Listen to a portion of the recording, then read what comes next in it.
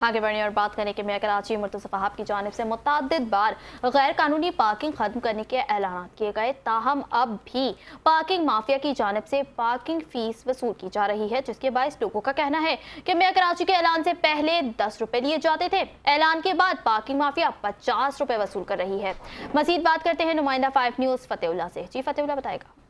इस वक्त मौजूद हूँ कराची का इलाका ये गुलशन चौरंगी है और यहाँ पर भी जो है गैर कानूनी पार्किंग जो है यहाँ से वसूल की जा रही है। यहाँ पर 30 रुपये और 50 रुपये बाइक पार्किंग ली जा रही है, जबकि यहाँ पर बाइक पार्किंग लेने वाले से जब उनका मौक़िफ़ जाना तो वो उनका मौक़िफ़ यही है कि यह हम जो है चौकीदारी के पैसे लेते हैं, इनका ख्याल करते हैं, और अलबत्ता ये किसी के जेब में नहीं जा रहे, ये अपनी मर्ज़ी से यहाँ पर जितने भी बाइक पार्किंग में मौजूद हैं जो है ख़रीदारी मतलब bike parking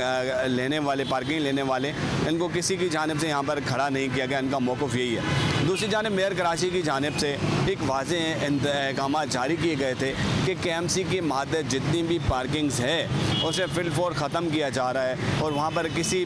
shopping mall, hospital, किसी के बाहर कोई